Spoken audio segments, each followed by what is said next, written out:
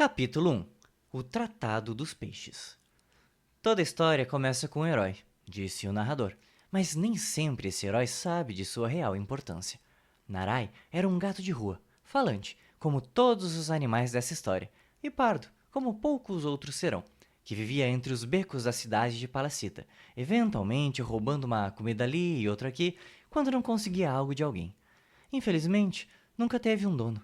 Nasceu na rua junto com outros 2 irmãos que ele não faz a menor ideia de onde estejam, mas que ele espera, sinceramente, que tenham encontrado um lar.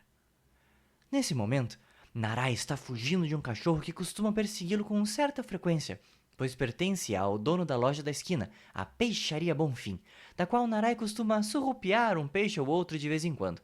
Não que o cachorro se importe, mas é aquela velha história. Sempre bom mostrar serviço para o seu dono, no caso, o Sr. Mário Bonfim, proprietário da peixaria que ele herdou de seu pai, Ricardo Bonfim, que por sua vez herdou de seu avô, Teófilo Bonfim, que por sua vez não herdou nada de ninguém e começou esse negócio sozinho.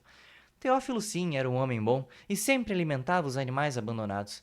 Traço esse que não foi herdado por Mário Bonfim, que por sua vez é o responsável pela perseguição que ocorre em frente à sua loja nesse momento, pois gritou "Pega!"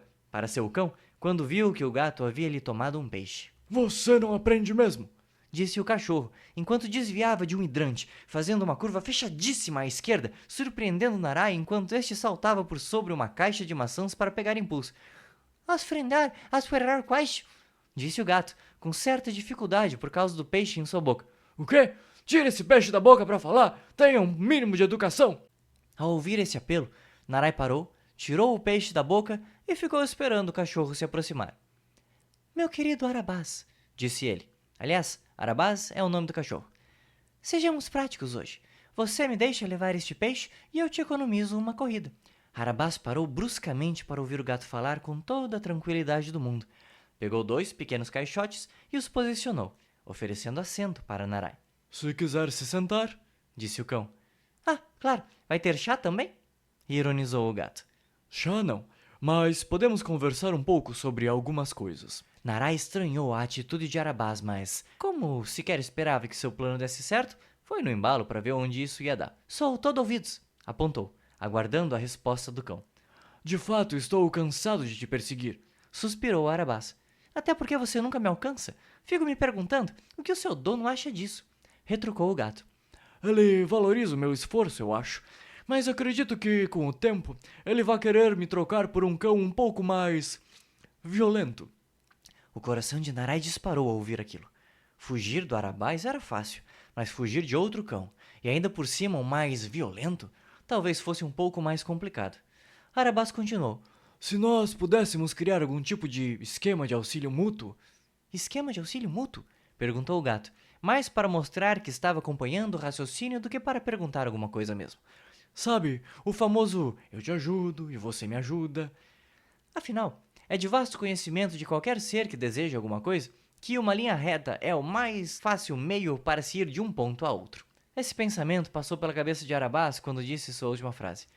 Não que ele fosse um cachorro corrupto, era só preguiçoso mesmo, sendo que se ele pudesse não ir de qualquer lugar para nenhum outro, fosse em linha reta, curva, triangular ou elipsoidal, ele preferiria. E o que você tem em mente? Perguntou o gato, soprando uma mosca que havia pousado no peixe. Veja pelo meu lado. Eu preciso mostrar que sou útil ao meu dono, impedindo que você, ou qualquer outro gato, animal, ou mesmo o ladrão roube os peixes. Eu sou uma espécie de segurança canino, como você já percebeu. Para isso, eu preciso fazer com que meu dono perceba que estou realizando um bom trabalho. E, logicamente, eu preciso de algumas provas. Claro que essas provas não precisam ser necessariamente reais. Consegue entender onde eu quero chegar? Acho que sim. Você quer fazer um teatrinho comigo, isso? Basicamente. Hoje, por exemplo, seria ótimo se eu pudesse levar esse peixe de volta. Mas e eu? Fico sem o peixe? O que eu ganho com isso? Claro que não. Pensa comigo. Eu volto com o peixe. Meu dono fica feliz. Jogo o peixe no lixo. Eu pego ele do lixo e te levo nos fundos da loja um pouco mais tarde da noite. Pode funcionar. O que você acha? Negócio fechado? Negócio fechado. Narai entregou calmamente o peixe para Arabás, que o pegou e começou a se afastar enquanto dizia: 10 horas. Não se atrase. Estarei lá! Gritou o gato. Vez por outra, nessa vida, as coisas realmente se resolvem de maneira civilizada. Narai pensou, enquanto via Arabai se afastando. De fato, nessa vida, muito pouco se discorre pela lógica ou pelo menos com uma conversa honesta. Bondade e compaixão são qualidades tão raras que antes de acreditar nisso, preferimos assumir de antemão que ninguém possui tais atributos. Pensar o contrário disso trouxe um sorriso ao rosto do gato que agora ia em direção à casa de uma outra gata chamada Lundra, com quem havia combinado de se encontrar. Lundra era uma gata atípica. Possuía o pelo cinza brilhante, como se uma estrela houvesse borrifado nela e a deixado assim. Seus olhos também não eram comuns, sendo cada um de uma cor diferente, um azul e outro verde, cor de vento e cor de mar. Sua dona era uma menina de 8 anos chamada Mirella, filha de um casal muito rico que trabalhava com consultoria imobiliária. Por vezes, Narai se sentia hipnotizado olhando para ela, imaginando como seria ter um olho de cada cor. Se isso traria algum benefício além de, cada vez que ela piscava, ele não saber qual olho abriria azul e qual olho abriria verde. Por um tempo, ele pensou que esse efeito fosse por conta da luz, ou porque sua memória de fato estava ficando um pouco ruim, e, como não conhecia ninguém além dele mesmo que conhecesse aquela gata, a dúvida ficava no ar. Os olhos mudavam mesmo de cor, ou seria apenas um aviso para que ele fosse ao veterinário? Se fosse mesmo um aviso, não faria a menor diferença, afinal, ele não conhecia nenhum veterinário, pelo menos nenhum que não quisesse levá-lo para uma casa de adoção. Apesar da dificuldade de viver nas ruas, Narai gostava de sua liberdade, ao mesmo tempo em que não gostava de ver Lundra presa. Capítulo 2. Histórias de ovelhas. A mansão dos Schopenfraulein, tal qual o livro do filósofo de mesmo nome, não apenas parecia ser de origem alemã, como também parecia ter sido construída por alemães em uma cidade alemã e posteriormente trazida por um navio alemão para a cidade, essa sim, nem um pouco alemã, onde se encontra nesse momento, Palacita. Esse pode parecer um nome estranho para uma cidade tão cheia de animais falantes, mas se formos pensar um pouco, qualquer cidade que possua mais do que 37 animais falantes pode ter o nome que bem quiser, visto que, no momento em que 37 animais adquirem tamanha consciência da vida, o nome da cidade pouco importa. Em compensação, as pessoas que vivem em Palacita se preocupam muito com o nome da cidade. Talvez por não se importarem tanto assim com o sentido da vida e o motivo para sua existência, o que deixava alguns dos animais um tanto quanto tristes. Palacita foi construída numa época que não se sabe quando, por pessoas que não se sabem quem, por motivos desconhecidos. Esse excesso de falta de informação deixou a cidade com um aspecto um tanto quanto exótico, atraindo muitos turistas que vinham em busca de coisas divertidas e acabavam voltando para casa com iguarias culinárias e um monte de histórias inventadas pelos moradores. Uma das mais interessantes delas remete ao início da construção do moinho da cidade e conta como Emanuel, com apenas um martelo, 8 caixas de prego, um serrote e um machado, construiu sozinho, em apenas uma noite, a estrutura inteira do moinho e ainda fez um canteiro com lírios ao redor da construção. Muitos dizem que ele teve ajuda de um rebanho de ovelhas que passava por ali naquela madrugada, mas Emanuel garante que o mais próximo que ele ficou de uma ovelha naquela noite foi ao contar carneirinhos enquanto tentava dormir. Muitas outras histórias se escondem por detrás da criatividade dos moradores de Palacita, que, até hoje, continuam enriquecendo o enredo de seu famoso grande livro das lendas históricas de Palacita, que recebe várias críticas por, a cada nova edição, acrescentar um capítulo para frente e 2 para trás, o que deixa muitas pessoas ressabiadas em relação à veracidade dos fatos apresentados. A mansão dos Schopenfraulein era habitada por 3 humanos e 4 gatos, além de um grande número de funcionários que executavam diversas tarefas diariamente numa precisão milimétrica, iniciando invariavelmente às 8h43 da manhã e concluindo às 10h37 da mesma manhã, dando lugar aos preparativos do almoço, que era servido às 12 horas pontualmente. Lundra ficava impressionada com a quantidade de pessoas que eram necessárias para servir sua ração, ao mesmo tempo em que imaginava como seria sair daquela rotina e viajar. Por um lado era bom, pois ela sabia que exatamente no mesmo momento de cada dia ela seria alimentada, banhada, escovada, passaria determinado tempo brincando com os filhos de seus donos, sendo acarinhada e mimada por eles, até o momento em que seria alimentada de novo e enfim dormiria ao som de música clássica. Mas faltava algo. De vez em quando, ela conseguia escapar dos olhares atentos de seus criadores e escalava o muro da mansão, indo por dentro de uma fresta que criava uma pequena escada que a permitia subir sem grandes esforços até o topo, de onde conseguia ver o pôr do sol e ficava imaginando como seria andar por uma grama que ela ainda não havia andado. O sonho de se libertar de uma monotonia que ela sabia ser o desejo de uma infinidade de gatos que não tinham metade do que ela tinha. Mas ainda assim, ela queria ver o sol se pôr em outros lugares. Capítulo 3. Gatos e colares. Nará escorregava pelas telhas do alto das casas que faziam o caminho para a mansão do Schopenfraulein, deslizando sem medo e saltando de uma casa para outra com grande precisão. Em alguns momentos, parecia até voar, e nesses momentos, ele realmente sentia, por um par de segundos, que seu corpo era mais leve que o ar, que a gravidade não fazia parte de suas leis, e se sentia flutuando, voando no espaço. Por vezes, ele fechava os olhos e fingia não ser nada além de uma brisa naqueles poucos segundos em que suas patas e o chão se afastavam, dando-lhe tempo de imaginar o que quisesse, sentindo-se livre do mundo e de todos os muros que o impediam de voar. Minutos depois, ele saltou pelos telhados das últimas casas antes da mansão onde Lundra estava. Ela, por sua vez, havia acabado de descer do muro que cercava a mansão depois de uma conversa com sua amiga Memphis, a qual não tinha lá muita certeza sobre o que gostaria realmente de fazer da vida. Por vezes, Lundra tentava levá-la para alguma aventura, mas ela sempre inventava uma desculpa para não acompanhar a amiga. Ainda assim, era uma gata muito inteligente e boa de se conversar.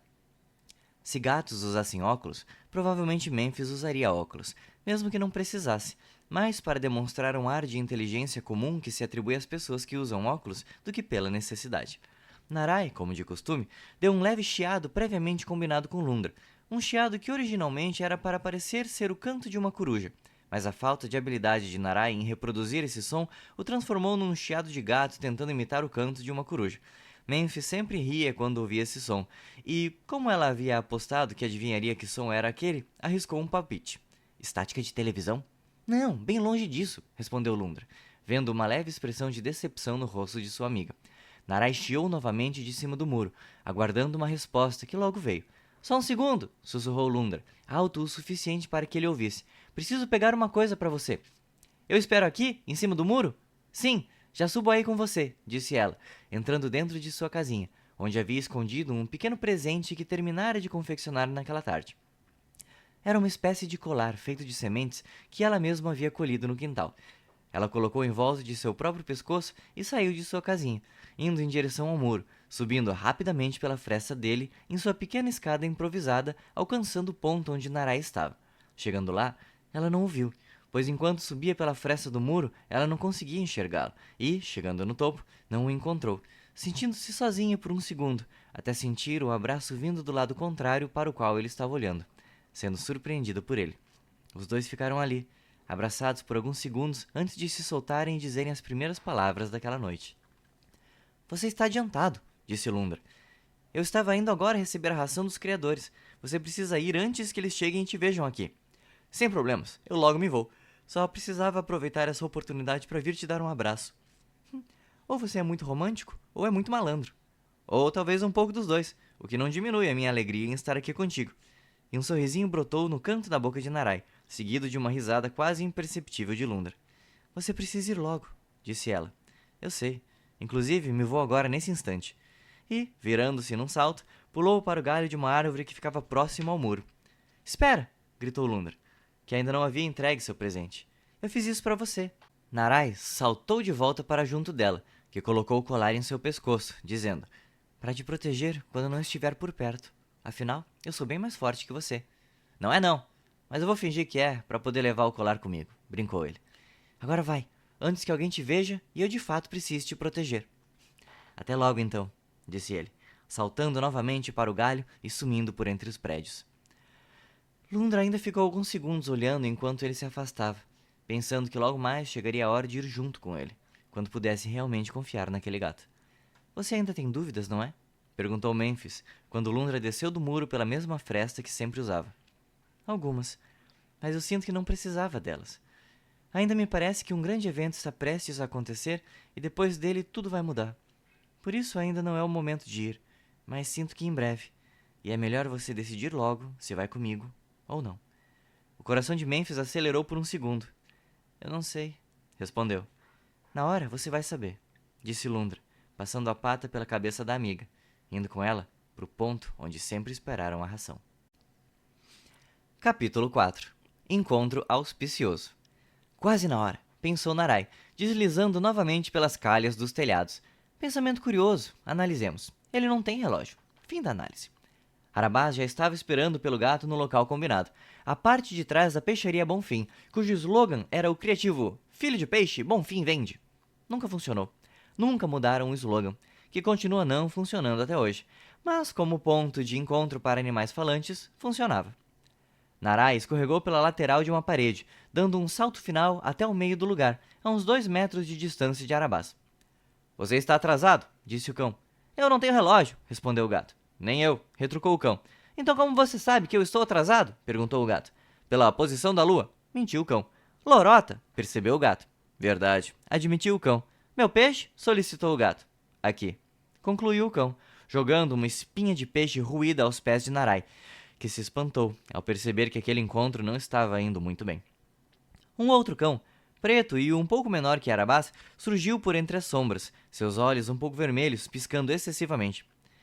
"Seu peixe não vem sendo bem alimentado ultimamente. Acredito que seja desleixo seu, ou quem sabe nem seja o mesmo peixe. Na verdade, não é o mesmo peixe, porque o Arabás devolveu pro dono, o peixe que você tinha roubado, e o sem vergonha vendeu ele mesmo assim. Na verdade, essa espinha o Arabás encontrou no lixo. Ele ficou revirando o lixo até agora há pouco, desesperado que não ia encontrar uma espinha pra fazer aquela cena linda em que ele joga perto de ti e te dá um baita de um susto. Não deu um minuto que ele achou isso e você chegou, bem na hora. E ele ainda teve a pachorra de dizer que você estava atrasado", disse o novo cão, enquanto Arabás olhava para ele e balançava a cabeça negativamente, pensando em como esganá-lo. "Quieto", disse, enfim. "Não interessa de onde veio a espinha." "O importante é o efeito cênico, não é?", respondeu o cão preto. "Que efeito cênico? O importante é pegar esse gato e encher ele de pancada." Então melhor não deixar ele fugir." "Ele não vai fugir. Ele já fugiu." Arabás se virou novamente para onde o gato estava e percebeu, estarrecido, que Narai tinha se mandado mesmo. A alguns metros dali, o gato estava correndo com tanta pressa e vontade de escapar que, em vários momentos, arriscou manobras perigosíssimas que quase o fizeram bater nas latas de lixo, em algumas paredes, num paralelepípedo, num papagaio maltês que proferiu algumas palavras irritadiças de tradução desnecessária em japonês e por uma poça de água. Narai escorregou na poça e foi lançado com uma velocidade ampliada em 2 vezes pela propulsão do deslize, realizando um salto mortal de costas seguido de um giro completo no ar, pousando perfeitamente com as 4 patas, seguindo sua corrida em fuga e recebendo uma exclamação do papagaio, que gritou algo que pareceu "Cawabanga!", provavelmente uma alusão a um seriado de anfíbios ninjas que estava assistindo na televisão do apartamento em que residia. Não que essa informação seja importante para essa história, mas pareceu digna de menção honrosa. Arabás e o outro cão, que por falar nisso se chama Juito, seguiram no encalço de Narai, tentando a todo custo alcançá-lo, antes que o perdessem de vista ou que ele atravessasse a fronteira para Nicarágua. O que acontecesse primeiro, que provavelmente seria perderem ele de vista mesmo. Para a sorte dos cães perseguidores, o gato se embananou num beco sem saída, que originalmente tinha saída, mas que, com a política de remodelação de ambiente urbano, havia sido bloqueada, deixando Narai sem muita opção a não ser se virar para onde veio e perceber que Arabás e Juito estavam mais próximos do que ele imaginava. "Eu poderia até te perdoar por ter roubado aquele peixe antes, mas eu não tenho mais idade para essas corridas durante muito tempo", disse Arabás, ofegante. Se eu soubesse disso, eu nem teria fugido. Custava ser um pouco mais claro. Na hora que você jogou aquela espinha pra cima de mim, eu achei que era um sinal de que meus dias como gato gatuno haviam terminado", respondeu Narai. "Não teria sido assim tão fácil escapar. Claro que a gente ia te dar uma lição, mas precisava correr tanto." "Pelo visto, eu precisava era ter corrido ainda mais. Ainda não acredito que você vai realmente quebrar o nosso acordo de hoje de manhã. Isso é tão antiético. Eu, com toda a boa vontade do mundo, fazendo um acordo extremamente vantajoso para nós dois para chegar aqui e ser ameaçado. Isso é um traje. Eu exijo o meu advogado." "E desde quando gato de rua tem advogado?", perguntou Arabás. "Eu não lembro de bicho nenhum até hoje ter tido um advogado, viu?", interrompeu o Juito. "Não interessa. Ninguém aqui tem advogado e isso vai ser resolvido do jeito que as coisas são resolvidas na rua", esclareceu o cão. "Com um abraço?", arriscou o gato, sem muita esperança. "Tenho te sentido tão carente ultimamente, Arabás. Talvez seja a falta de amigos, ou de uma companheira que te entenda e te coloque para dormir no colo dela." Arabás imaginou a cena por um segundo, fechando os olhos e dando um suspiro. "Sabe, às vezes eu me sinto meio sozinho mesmo", disse. Eu preciso ficar mantendo essa pose de durão, fingindo que ainda dou conta de correr atrás de gatos, gambás, pássaros, lebres e toda uma infinidade de bichos que aparecem lá na peixaria. Eu também tenho sentimentos, sabe? Queria alguém que pudesse me dizer uma palavra de carinho, passar a pata na minha cabeça e me dizer que eu estou indo bem. Você está indo bem, sim, disse Juito, passando a mão na cabeça do outro cão, que olhou para ele com um grande estranhamento. Eu também me sinto assim às vezes. Falta um abraço amigo, um pouco de compreensão, alguém que veja além dos meus defeitos e dos meus escudos, que perceba quem eu sou realmente por trás de toda essa casca grossa de cão perseguidor. Exatamente, consentiu Arabás, abraçando o companheiro e caindo no choro junto dele. Enquanto isso, Narai olhava totalmente descrente daquilo que estava acontecendo na sua frente. Emocionado, foi se aproximando deles e os abraçou também, derramando uma lágrima enquanto falava. Eu entendo tão bem isso, tudo. Vocês até que são boas pessoas, apesar de não serem nem pessoas. Nesse momento, Arabás largou o Juíto e segurou o pescoço de Narai, empurrando sua cabeça contra o chão em uma chave de pata. Não achei que seria tão fácil enganar você, gato, disse o cão. Mas era mentira, indagou o Juíto, que ainda não havia se recuperado do momento altamente emocional do instante anterior. Claro que era mentira, só para enganar esse gato de coração mole aqui. Ah, claro, eu sabia, disse o outro cão, mas ninguém acreditou. E agora, voltando aos nossos negócios, gato, gostaria de saber quais são meus planos para você? Na verdade, gostaria sim. Me parece tão promissora a situação atual, tantas possibilidades, respondeu o gato, deixando Arabás confuso por um segundo. Possibilidades? Não tenho muitas possibilidades para você, não. Confesso que eu não cheguei a planejar muito o que vem a seguir, mas sei que inclui te amaciar de pancada. Não sei, parece tão bárbaro isso. Não podemos apenas conversar um pouco? Sermos animais civilizados, pelo menos uma vez? Isso não é uma opção. O único jeito de você sair dessa, gato, é com um milagre. E qual seria a sua definição de milagre? Indagou Narai, obviamente tentando ganhar tempo para pensar. Acredito que um evento não esperado que te tirasse dessa situação. Isso seria um milagre. E se por acaso aparecesse um ser mágico e místico que brandisse um graveto e me tirasse daqui? As chances disso acontecer estão contra você. Só um segundo, então, pediu o gato, que continuou a frase gritando para um ser mágico e místico que brandia um graveto e estava se preparando para tirar ele daquela situação. Você pode me ajudar? Vem aqui só para isso, respondeu o ser mágico, para o desespero de Arabás, que o olhou de relance e só viu um pequeno raio vindo do graveto em sua direção e o lançando para longe de Narai. Capítulo 5. Projétil. Ao ser atingido pelo raio, Arabás pensou em algumas coisas. Entre elas, o quão cansado estava por ter corrido tanto atrás daquele gato maldito.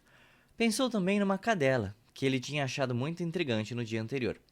Lembrou que ela havia olhado para ele por um instante quando passou pela rua na frente da peixaria Bonfim, sendo colocada ao lado de um poste, presa pela coleira, do lado de fora de uma loja de roupas femininas, pois sua dona havia entrado para fazer compras e ela havia ficado do lado de fora.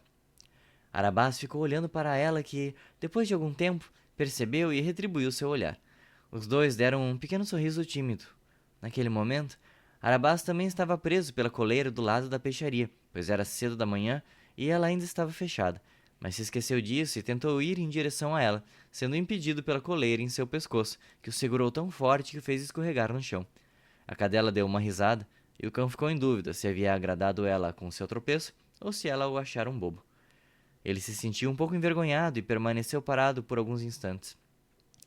Ela tentou ir na direção dele e também foi segurada pela sua coleira, imitando a situação que ocorrera com o cão, demonstrando que não havia sido nada muito constrangedor.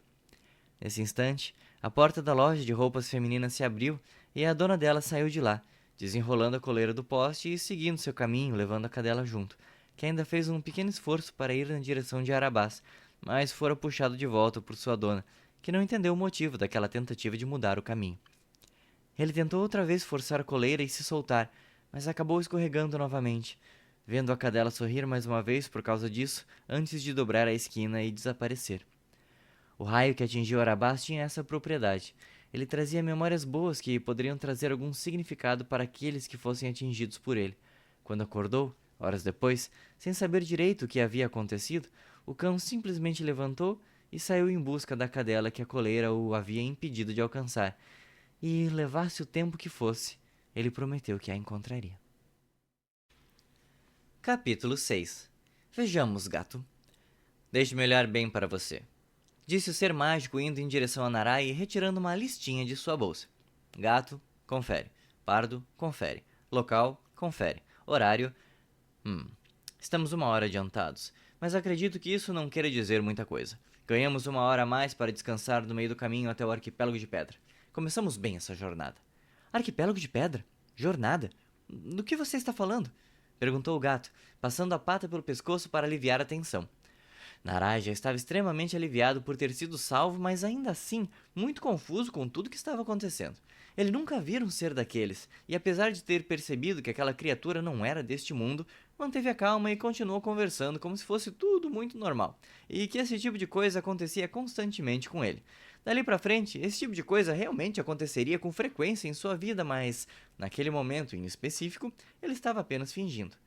Você não sabe? Pois deveria saber. Da profecia, pelo menos, você sabe? Disse o ser mágico, que até agora não foi descrito. Deveria? Narai ficou ainda mais confuso e tentou escolher o melhor plano de ação para aquele momento. A. Fingir que sabia o que estava acontecendo e seguir o baile. B. Ser honesto e dizer ao ser mágico que ele não fazia a menor ideia do que estava acontecendo ali. C. Dar no pé o mais rápido possível antes que ele também fosse alvo daquele raio. D. Dançar uma valsa com um parceiro imaginário. E. Contar de 32-0 de trás para frente, dando pequenos saltinhos numa perna só. F. Realizar uma performance misturando todas as alternativas anteriores. E entre todas essas opções fabulosas, ele escolheu a mais simples de todas. Perguntar se choveria. Será que chove? Acho difícil. Meu joelho não está coçando. Respondeu o ser mágico. Será que podemos ir agora? Claro, consentiu o gato que, a essa altura do campeonato, já estava no lucro e não via com bons olhos contrariar aquela criatura. E por falar nisso, a criatura parecia um pequeno homenzinho arbóreo de madeira, do tamanho de um gato, com pequenos galhos saindo de seus cotovelos e outros ligamentos entre os membros. No lugar do cabelo, ramos de folhas verdes completavam seu visual que, apesar de se parecer com um pequeno homem-árvore que não precisaria de roupas, as usava mesmo assim. Além do cajado extremamente útil para situações de perigo, como pôde ser observado anteriormente. Mas primeiro, continuou Narai, preciso saber direito o que está acontecendo aqui. Você veio me encontrar? Sim. Diz a profecia da nossa terra que eu encontraria nesse beco, nesse mundo, aproximadamente nesse horário, um gato pardo que seria o salvador do arquipélago de Pedra. Entendo. E qual é o plano? O plano é simples, te levar até a ilha principal. E depois? Vão ter algumas batalhas, uns enigmas, umas masmorras, talvez uma ou outra guerra, ou de sempre dessas profecias. Mas se eu fosse você, não me preocuparia, afinal, você tem o poder para nos salvar. Tem certeza? Duvidou Narai. Na verdade, a profecia é um pouco passível de interpretações. Numa delas, você tem o poder para nos salvar. Numa outra, só vai durar um par de dias e depois vai ser engolido por uma baleia gigante. Tem uma interpretação que diz que você nem é um gato, mas um periquito pardo. Já imaginou? Um periquito.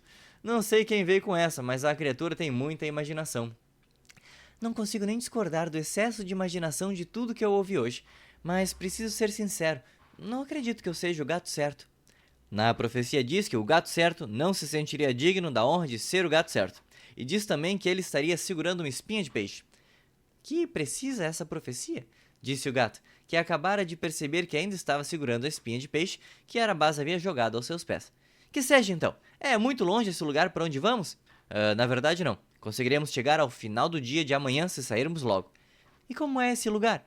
É lindo. Estamos enfrentando alguns problemas políticos que nossa rainha vai ter que explicar melhor, mas é um lugar mágico onde todos podem viver felizes, desde que cada um cuide da sua vida e não se meta na dos outros. Nesse momento, Narai começou a pensar que talvez fosse uma boa ideia acompanhar aquele ser mágico até esse lugar mágico para ter uma aventura mágica e terminar levando uma vida mágica com Lundra. Eu preciso levar alguém comigo. Tem uma gata que mora em uma mansão nos arredores daqui. Eu vou com você, mas preciso primeiro resgatar ela para levá-la junto comigo. Não dizia nada sobre isso na profecia. Talvez seja só uma questão de reinterpretação. Arriscou Narai. Talvez seja. Vamos resgatar essa gata e chegando lá descobriremos os detalhes da profecia. Ela é muito grande, eu também não consegui decorar tudo. E se formos logo, com um pouco de sorte, chegaremos a tempo do festival de frutas de lá. Você vai adorar. Narai não pôde deixar de notar o quão atípico foi aquele dia. Mas tudo bem, estava salvo e com bons planos futuros. Talvez um pouco perigosos, mas promissores. No momento em que o ser mágico e o gato tomaram rumo em direção da residência de Lundra, um outro gato, também pardo, chegou no local, exatamente 1 hora depois de Narai e ficou lá, esperando algo acontecer. Juíto, que foi ignorado por todo mundo até agora, se aproximou do novo gato e sentou ao seu lado. Meu, você não vai acreditar no que aconteceu aqui. Capítulo 7. Rechegar. Lundra não esperava uma segunda visita de Narai naquele mesmo dia. Então estava brincando com um novelo de lã que conseguiu pegar sorrateiramente de uma das funcionárias do Schopenfraulein. Como ela não tinha muitas preocupações, costumava criar pequenas aventuras, como roubar novelos de lã e os esconder para brincar com eles durante a noite quando ninguém pudesse ver. Narai reproduziu o chiado previamente combinado com Lundra, para que ela viesse o encontrar. O ser mágico achou estranho aquele barulho e não se conteve em perguntar. Que raios de som é esse? Como assim? É o som de uma coruja, indignou-se o gato.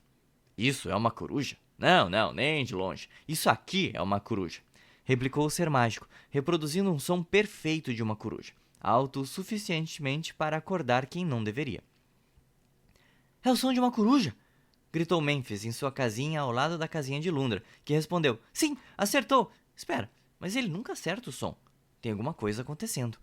As duas saíram juntas e foram em direção ao muro. Ao chegarem lá, viram Narai descendo por dentro do muro, indo na direção delas no gramado. Você tá sem noção! Não pode entrar aqui! Disse Lundra, preocupada. Por quê? E ouviu o latido de meia dúzia de cães que vinham da parte da frente da mansão. Ah, verdade, por isso. Melhor a gente correr. Narai segurou firme a pata de Lundra e a puxou em direção ao muro. Ela se segurou por um instante. O que está acontecendo aqui? Perguntou. Eu sempre disse que te levaria daqui quando fosse o momento certo. Eu não sei porquê, mas eu sempre soube, de algum jeito, que algo incrível aconteceria algum dia e que eu perceberia que seria esse o momento de vir aqui te buscar. Você não vai acreditar em tudo que aconteceu desde o momento em que você me deu esse colar na minha última visita. E eu não tenho tempo suficiente para explicar agora. Eu só preciso que você confie em mim. E naquele ser mágico que tá ali em cima do muro, que aliás foi quem imitou a coruja. Eu sabia que não tinha sido você, disse Memphis, percebendo que aquele não foi o melhor momento para dizer aquilo. Quem é ele? Perguntou Lundra. É um ser mágico que me salvou agora há pouco de um cachorro, disse Narai, e nesse momento a meia dúzia de cães guardiões da casa chegaram. Acho que não temos tempo para mais nada, não é? Concluiu Lundra com um sorriso. Eu não sei se é o certo, mas é o que eu quero. Eu vou contigo, e com essa criaturinha estranha ali, mas eu vou querer várias explicações depois. Narai deu alguns pulinhos animados e efusivos antes de responder. Combinado! Agora vamos! Os cães começaram a correr na direção deles, mas Lundra ainda tinha um último assunto a resolver, mesmo que não tivesse tempo para isso. Olhou para Memphis como se perguntasse se ela iria junto. Nesse momento, o ser mágico saltou do muro e se colocou entre os cães e os gatos. Melhor vocês se decidirem logo, porque um cão eu até consigo enfrentar, mas 6 vai ser um pouco difícil. Você consegue enfrentar um cachorro, pedacinho de madeira? Disse o líder dos cães, que parou para olhar aquela situação. Olha o seu tamanho. Com certeza foi um cachorrinho fracote. Você não teria chance contra um único de nós que fosse. Quer tentar? Eu e você?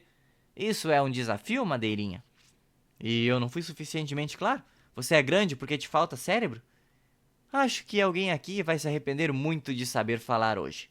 O líder dos cães saltou para cima do ser mágico tentando encaixar uma mordida, mas ele desviou rolando para o lado, disparando um raio que passou muito perto do chão, mas errou. A gente precisa ir antes que isso piore ainda mais, disse Narai. Eu vou com vocês, disse Memphis. Eu vou e espero não me arrepender disso depois. Há uma grande chance de que eu me arrependo de ter aceitado resgatar tantos gatos, disse o ser mágico, ainda duelando contra o líder dos cães, que ordenou que os outros cães atacassem os gatos ao ver que eles iriam tentar fugir. Peguem eles, rápido! Segurem as gatas e me tragam aquele gato! Nesse momento, o ser mágico ergueu seu pequeno cajado e uma luz ofuscante deixou todos ali tontos. Terminamos isso em outra oportunidade, disse para o líder dos cães enquanto segurava as patas dos gatos, que também estavam um pouco tontos com a luz do cajado, guiando eles até o muro. Subam, rápido! O líder dos cães se recuperou mais rápido do que os outros e, mesmo sem enxergar direito ainda, foi em direção ao muro. Eles já estavam na metade do caminho e o buraco era pequeno demais para um cachorro daquele tamanho. Nós ainda temos contas a acertar, Madeirinha. Temos sim, e eu não me esquecerei disso, mas, no momento, preciso levar eles para longe daqui. Volto para terminarmos nosso duelo. Palavra de honra. Temos um acordo, então, disse o líder dos cães, que finalmente havia encontrado um rival à altura e estava ansioso para enfrentá-lo mais uma vez. Eles terminaram de escalar o muro e saltaram todos para a árvore mais próxima. seguindo por cima dos telhados das casas até chegarem a um ponto onde já estavam distantes o suficiente para poderem conversar. Finalmente. Alguém me explica alguma coisa agora? Disse Memphis, que foi de agregada, mas agora já estava começando a repensar sua fuga. É o seguinte, disse Narai. Eu também não tenho lá muita certeza do que está acontecendo de fato aqui. Você ainda não sabe por que está indo comigo para a ilha principal do arquipélago de pedra? Perguntou, um pouco surpreso, o ser mágico. Eu nunca fui muito apegado a detalhes, confessou o gato. Mas sei que eu sou o escolhido porque tem uma profecia e o lugar para onde a gente vai é super legal. De fato, é um lugar muito legal sim, apesar da guerra, claro. Guerra! Gritaram Lundra e Memphis juntas, se olhando e tendo um pequeno ataque de pânico. Você me arrancou da minha casa para me levar para o meio de uma guerra? Perguntou Lundra. Basicamente, sim, respondeu o gato. Por mim, tudo bem, disse ela. Memphis ficou perplexa com a resposta de sua amiga. Você não está raciocinando direito, por acaso? A gente tinha tudo naquela casa e agora não temos mais nada. E além disso, estamos indo junto com um gato de rua e uma criatura feita de madeira que dispara raios para o meio de uma guerra. Mas o lugar é realmente lindo. Tentou se justificar o ser mágico. Ah, que bom saber. Agora eu me sinto muito melhor, disse Memphis, virando as costas para o grupo e se afastando. Lundra foi atrás de sua amiga, que havia se sentado na beirada do telhado, e fez um sinal para que ninguém a seguisse, sentando ao lado dela. Achei que você estava feliz até agora há pouco, correndo e saltando conosco. Você não se preocupa? Respondeu Memphis, ignorando a pergunta. Nós sempre tivemos tudo que a maioria dos gatos sempre quis. Boa vida, boa comida, um teto sobre nossas cabeças e agora tudo se foi. Isso não te preocupa? Não, porque eu não perdi nada que eu tenha conquistado. Porque aquele não era o meu teto, não era a minha comida, não era a minha boa vida, disse, lembrando de seu passado. Eu nasci numa loja de animais. Durante muito tempo a gaiola foi a minha casa, ou melhor, meu meio de transporte e casa ao mesmo tempo. Era bonito ver as crianças me olhando pelos vidros e no começo, pelo menos, a minha maior vontade era apenas de ter um espaço um pouco maior para poder correr. Mas quando eu saí de lá, quando a nossa pequena dona nos levou, por mais feliz que eu estivesse, sentia que não era exatamente aquilo que eu queria. Foi bom chegar lá e te conhecer, poder dividir tanta coisa com você, mas eu acho que do mesmo jeito que eu, você também percebeu com o tempo que nós nos tornamos um enfeite daquela casa. Ela não vinha mais nos ver, e os nossos criadores nos alimentavam e nos banhavam por obrigação, concluiu Memphis, acompanhando o raciocínio de sua amiga. E o mundo foi ficando cada vez menor e mais monótono. Até agora há pouco. Hoje nós demos o primeiro passo para encontrarmos o nosso próprio caminho, e a coragem que você teve para vir junto mostra que isso também é um desejo teu. Mas você tem aquele gato para te dar força. Desde que vocês se conheceram, que você é ainda mais sonhador do que antes. Acredite, não foi ele que colocou essas ideias na minha mente. Ele pode ter acendido a fagulha que faltava, mas ainda assim, se não fosse ele vir nos tirar daqui hoje, eu arranjaria outra forma, outro motivo, o que quer que fosse para poder seguir. Achei que você não confiasse nele, pelo jeito que você falava. Eu confio totalmente. Mas eu também sinto medo, apesar de ter dito que não. Porque eu não tenho medo de perder o que eu já tinha, mas de não estar pronta, de não ser capaz de seguir o meu caminho e conquistar aquilo que eu quero. Então somos duas. Duas bobas, brincou Lundra. Duas bobas muito valentes. Não sei quem acendeu a tua fagulha, mas a mim eu não conseguiria responsabilizar ninguém além de você por ela, disse Memphis, olhando para outra gata com um sorriso. Espero merecer essa confiança toda, desejou Lundra. Sinceramente, eu espero não estar perdendo a noção. Não só por ter fugido de casa, mas por estarmos andando com um homenzinho de madeira que fala, luta e faz mágica. Será que só eu achei isso estranho?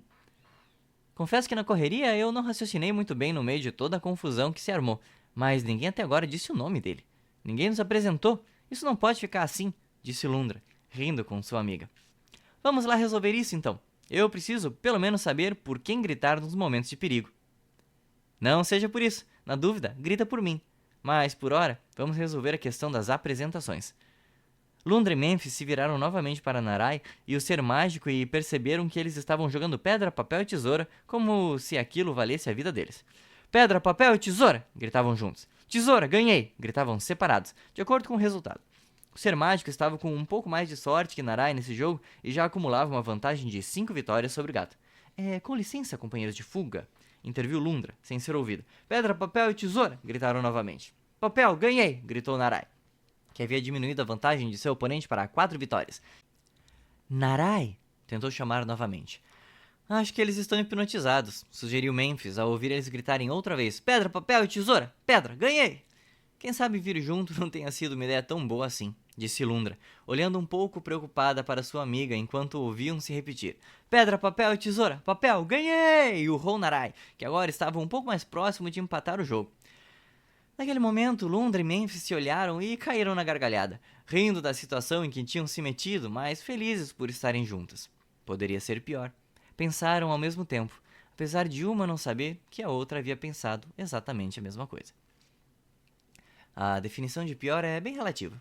Naquela situação não estava tão ruim quanto ficaria segundos depois, quando um corvo cinzento com um sinal branco na testa que lembrava a ponta de uma flecha pousou em frente ao grupo, fazendo o ser mágico não concluir o jogo que estava tendo com Narai. Lazul, disse o corvo, com uma voz cavernosa e grave. Bem que Elo me disse que eu te encontraria aqui nesse mundinho medíocre e podre procurando o gato da profecia. Pelo visto, você não o achou e pegou qualquer um que fosse parecido, não é? Lazul, pensou Memphis, feliz por finalmente descobrir o nome daquele ser e ignorando a ameaça do corvo. Narai flexionou suas patas, preparando seu corpo para lutar ou correr. Aquilo não parecia nada bom. Talvez seja mesmo um gato errado, corvo. Você não precisa se preocupar. Eu só estou levando ele para um passeio. Ouvi dizer que Elo não acredita na profecia, respondeu Lazul. A profecia é uma piada. É uma história inventada por criaturas que já perderam a esperança e precisam de algo no que se apegar. Então você vai nos deixar ir? Claro, fiquem tranquilos, porque eu os impediria. Vai ser profundamente divertido ver o momento em que tudo aquilo que vocês acreditam cair por terra. Então, o que você veio fazer aqui? Perguntou Lazul, realmente sem entender o motivo. Curiosidade, para dizer o mínimo. Não vim aqui machucar você ou esse gato pardo em quem você tolamente acredita. Mas também não viria aqui a troco de nada, como você bem sabe. O corvo bateu uma das asas de maneira rápida e forte, lançando uma de suas penas tão velozmente que ninguém percebeu o que havia acontecido até ouvirem o barulho de alguém caindo contra as telhas e rolando por elas. Narai deu um salto, tentando alcançar Lundra, que havia sido atingido pela pena, e que agora já estava na beira do telhado, ainda rolando pela força do tiro do corvo. Ele conseguiu segurar a pata dela com uma de suas, mas não teve força para se agarrar numa das telhas. Os dois caíram de lá, de cima, direto na calçada de concreto. Narai ainda a abraçou e girou para diminuir o impacto da queda, caindo praticamente em 3 de suas 4 patas, absorvendo parte da força do impacto. Lazul não se moveu. Ele sabia que não podia virar as costas para o corvo, que fez uma reverência como se estivesse recebendo aplausos e disse: por ora, é apenas isso. Tenham um bom caminho de volta e boa sorte. Elo manda lembranças. E saltou alçando voo e sumindo no horizonte. Lazul, ao ver que ele já estava longe o suficiente, correu até onde Narai e Lundra haviam caído, saltando de cima da casa até a calçada, ao lado dos gatos. Não precisa se preocupar, disse Narai. Nós tivemos sorte na queda. Não era tão alto, mas acho que ela desmaiou. Não, é o efeito da pena daquele corvo. Ela coloca em sono profundo qualquer um que seja atingido por ela, disse, retirando a pena que estava em Lundra, que acordou devagar. Aconteceu alguma coisa? Não, eu só queria ficar te olhando dormir um pouco. Eu caí de lá de cima, não foi? Caiu, mas eu consegui te segurar. Eu deveria te agradecer? Acho que sim, disse Narai, esperando receber um carinho e sendo atingido por uma patada de Lundra. Você chama isso de salvamento? A gente caiu do alto do telhado no concreto. Nem sempre sai exatamente como planejado, tentou se justificar o gato. Eu planejei sair voando, mas não deu certo. Estou brincando, seu bobo. Vem cá, disse Lundra, se abraçando no gato.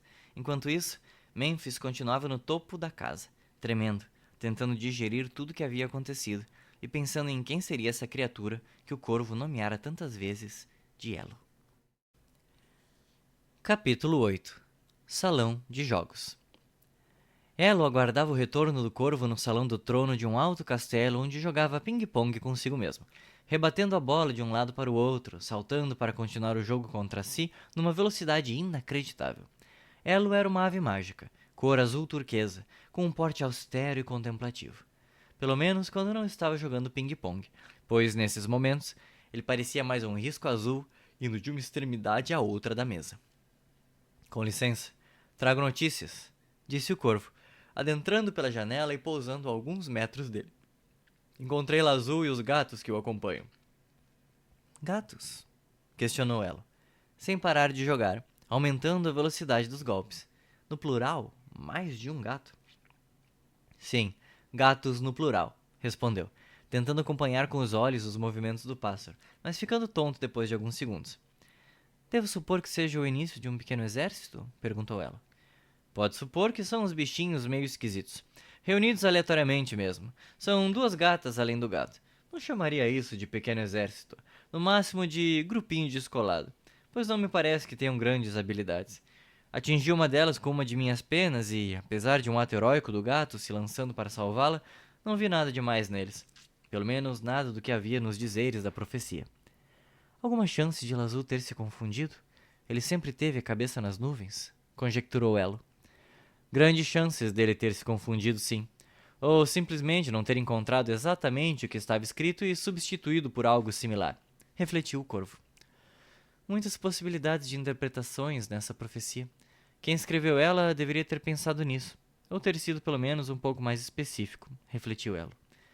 Realmente facilitaria muito o trabalho de quem foi atrás do herói dela, e ao mesmo tempo facilitaria o meu trabalho, que é de ir atrás daquele que for atrás desse suposto herói. Quero jogar?